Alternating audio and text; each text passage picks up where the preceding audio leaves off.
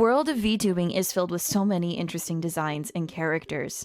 And with so many different looks and unique aesthetics, there's a lot of inspiration for art. So I, Motley Faye, did just that. And I took 23 individual VTubers and created an outfit design based on their aesthetics. Let's take a look. This is the first VTuber inspired fashion piece I ever drew. This piece here was inspired by Waifu Baby. And so the night that I watched the musical, I felt very inspired. Something just kind of clicked sort of inside of my brain, so to speak. It was just one of those like, huh! Kind of moments. But yes, so I took that idea of two sides and I blended them together into this outfit here. And then for Onifu, you have relatively the same thing. Because she had an alter ego, their outfits would often mirror each other. This one, I am actually working on producing IRL, and we'll get into that in a little bit later. And it just sort of started from there. You can see the details. There would be chains here on the belt. This would be a kind of corset situation. You have the thigh garter, the two asymmetric shoe heels. So around this point in time, this was around for VTuber prom. Waifu had a swimsuit that was sort of electric themed, so I decided to take that and turn it into a dress. This one was done in colored pencils and watercolor. The little lightning bolts up here, and then her earring on the glove. Now we get to the second stage in my evolution, the outfit that led me to Pyrotic. And so I came up with this for her. So I was thinking something very, very 90s, very punky, gothy, B-list British vampire movie. Very, very knockoff Blade, but in a good way. So this outfit did wind up on her 3D model. These are the front and back sketches I did for her. There's a lot of science and engineering and thought that went into drawing this here. Very important. It's an important detail. But I have actually begun to construct this outfit IRL. So here we see the collar assembly. I'm keeping the coloration similar to my original sketches. This was before all the hardware was attached. This is the jacket. Please ignore the messy background. The embroidery, the two sleeve sections. Fun fact, these grommets here, nobody that I can locate actually produces eyelets or grommets in metal in a neon green coating. I had to go and find a spray paint that was roughly the same as this vinyl here, paint them myself. Because if you want something done right, you gotta do it on your own. Here is the back of the jacket. These are all hand-painted letters. I drew them out using paper stencils first and mixed a white acrylic and a fabric medium together, together to make sure that it adhered to the denim.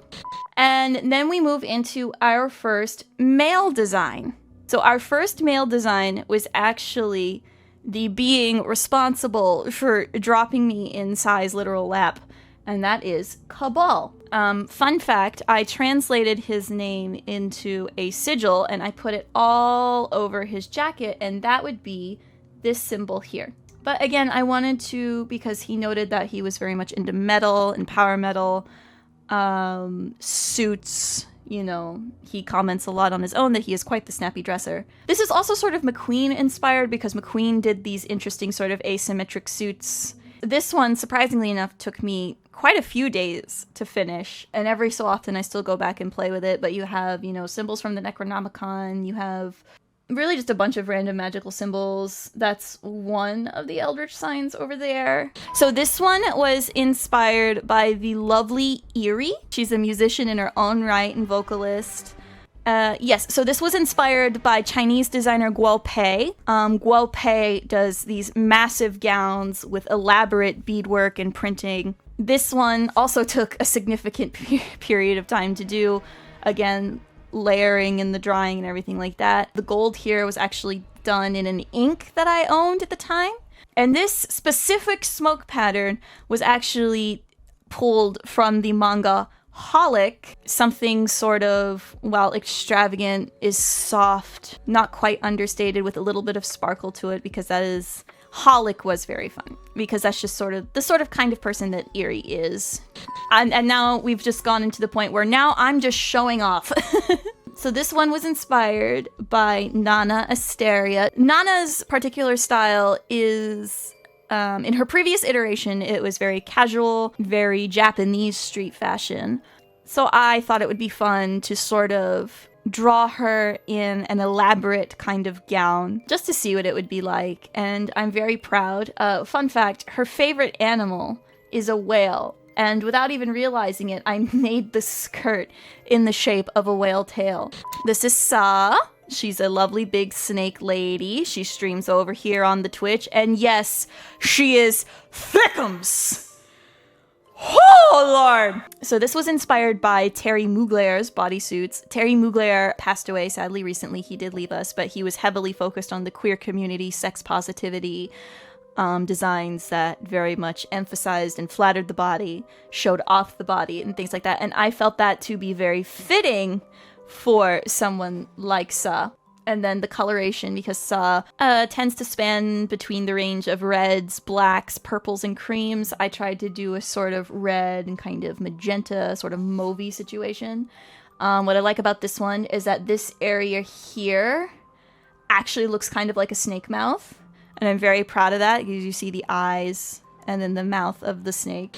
So now we get into the first of my digital pieces. This was inspired by Lena Lazar. So here we have like the heart on the corset.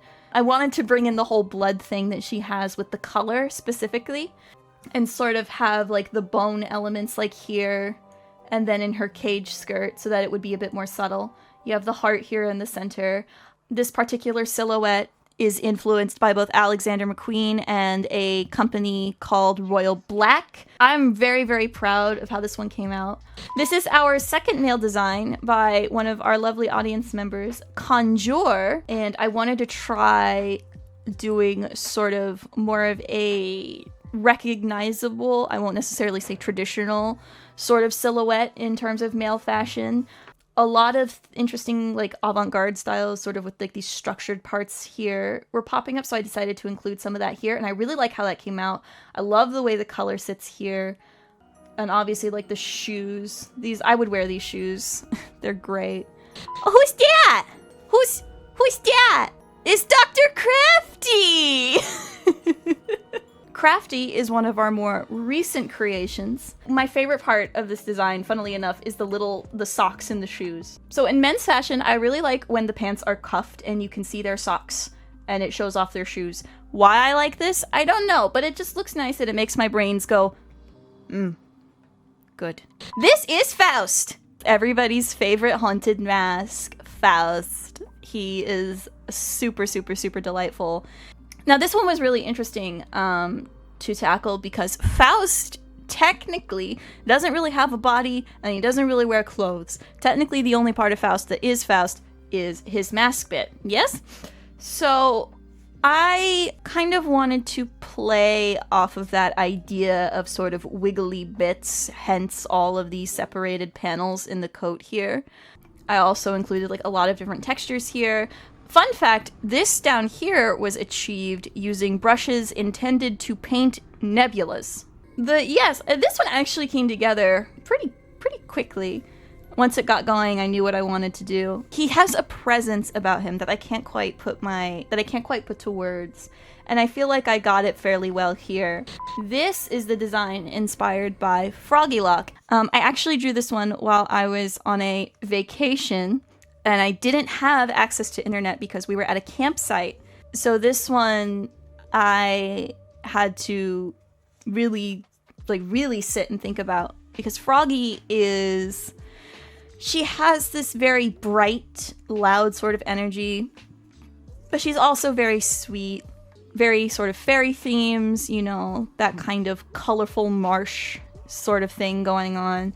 A lot of times when I do these, I get this urge to put them in a party outfit or a fancy dress, just something different. So for Froggy, I decided to go with a dress that has what is referred to as a balloon skirt, but I thought something, you know, a bit more soft, a bit delicate, would still fit her.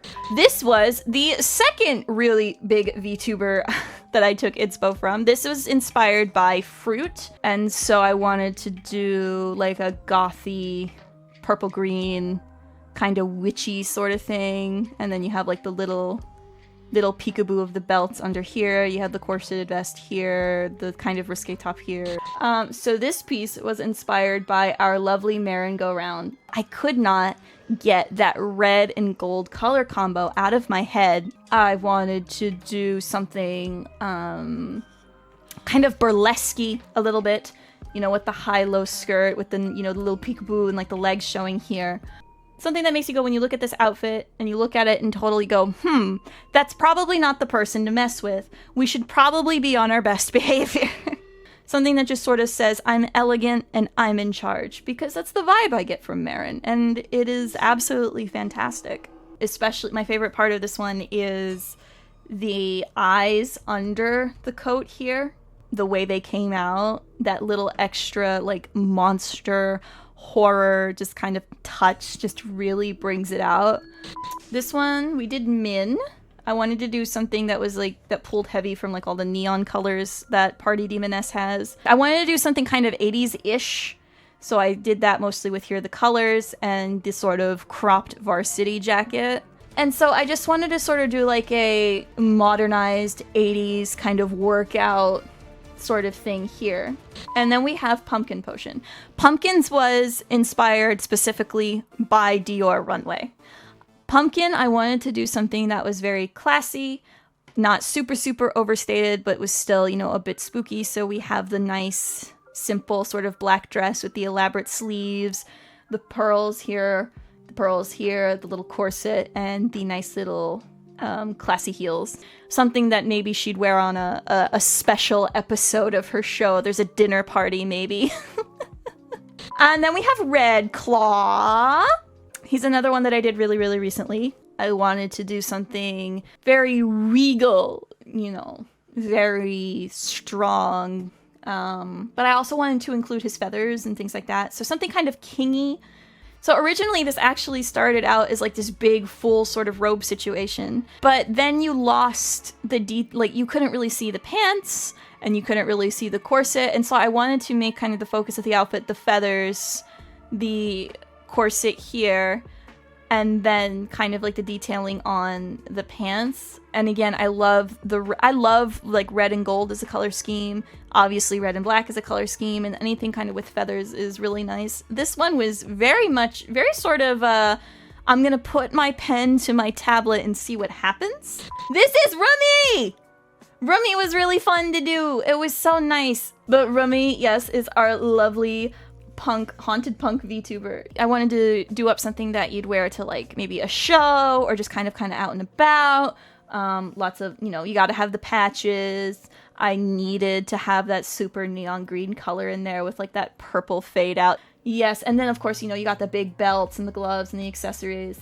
And again, kind of experimenting here with like mixing the greens and the browns and the sort of rougher kind of woven texture. And this, dear viewers, is the wonderful Salubrious Kang, or Sal. Yes! So Sal's whole thing is a toxic, radioactive demon, and so I leaned into that as hard as I possibly could. My favorite part is the choker up here that has like the extra bits. There's sort of an implicit body harness under the dress sort of thing going on here. The biohazard symbol on the front. I would wear this dress in a heartbeat. Obviously you have the implied body harness, but I also imagine underneath here there would probably be, in addition to the body harness, probably a corseted bodysuit sort of situation. The dress could even be overlaid over that bodysuit. This was inspired by the beautiful Spinna, a lovely spider woman. We appreciate spider women in this house. She has a sort of Victorian vibe about her, and I wanted to take that feeling and kind of bring it towards the modern era. And that's something I also try to do, is I try to keep elements of, like, the VTuber themselves. So Spinna has a high-low skirt on her model, so I kind of kept that concept here with this dress. Things like that. Things where it would, you know, anybody could wear this, but when you look at it, I want you to think of, oh, that's Spinna, oh, that's Marin, that's Crafty, that's this person, that's that sort of thing. The gloves are all spider webs as well. She has a little pearl choker going on here. Just something that kind of takes that idea of Victorian elegance and kind of brings it more to the red carpet. I also balanced out how, you know, how revealing the top was by covering up the legs a bit. And then you have the red to black gradient, which I really, really liked. And then this gray here, I pulled from the main body of the dress on her current model. This is the lovely Luna, Starry Skipper. She is a ghost pirate captain. The ghostly kind of teals and greens and sort of ocean sea foam green colors are, again, I love stuff and things. But basically, like, when I saw, it was her colors that did it for me, genuinely. It's just those sea foams and the teal and that kind of ghostly feel without looking like a stereotypical kind of ghost. Like, it drew me right to her. So I wanted to do something a little bit piratey, obviously, because she is our lovely pirate captain. But, you know, like something that you could, you know, wear out and about if you really wanted to. I mean, if you take the hat away, you just have kind of like a zhuzhed up little sea-themed outfit, which is pretty cool. So my favorite part, honestly, of this design as a whole are the boots. I love these boots. I went and hunted down any kind of piratey imagery that could work, and this is what I landed on. And the glowing symbols on a boot with like a full lacing from top to bottom. And then the glowing details here, I was thinking of like bioluminescent life, sort of, that you see. There's a lake somewhere that has like these bioluminescent bacteria in it, or like little jellyfish, I think. And when you touch the water, it glows blue. And then we have Steez Hornsby, our lovely goblin lich friend. I wanted to kind of keep that sort of skin feel for this. Like, the name of the game with this one was Texture. And when I look at this, I can feel it almost on my fingers, like that very soft, worn, like calf skin leather almost. Here, we'll get into what my favorite part is. This here, it's like a faux intestinal detail on his little waist cincher. I think my favorite comment that I got on this one was that it reminded them of Green Goblin because of the green and the purple. And I didn't even realize that while I was drawing it. I'm really proud of the rendering here on this part of the thigh. This right here, this one. This was inspired by Vexoria the Sun Eater, and as you can kind of tell, because she's very, very tall. So this was sort of taken from like those old classic films that have aged very poorly, but the costuming was beautiful. But it was sort of inspired, I believe it was Elizabeth Taylor who played Cleopatra? But it was inspired by that, and then the Met Gala theme. A couple years ago, it was themed Heavenly Bodies, and there was a lovely celebrity there who had an outfit quite similar to this, so I would love to see Vex in something like this, where it's just very decadent. You have the scale on the shoulders and around the neck, and up by the bust line, down on the hips. This is also one of those ones where it was a lot of small parts coming together to create a fairly simple silhouette, but I also wanted to keep it very clean. Also, I have never been more proud of drawing draped fabric in my entire life. Look at that. I loved, and then like the simple headpiece up here. Like, I'd wear this to a party. Oh, look at that. Yes, it's a Zozo.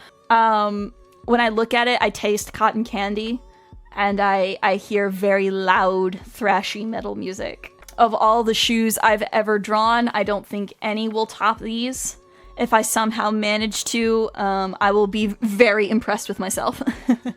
I just wanted to capture Zozo in this, while mimicking the silhouette that I did for Sai's original outfit. So the bodysuit, the crop jacket, the fur collar, and then I added in for Zozo the ripped gloves, the pink and blue alternating color pattern. And then you have the metal hip fins and detail up here at the top That you could do with any kind of thermoplastic and then just give it a decent enough paint job to make it look like metal. Well, I hope you guys enjoyed our little fashion conversation.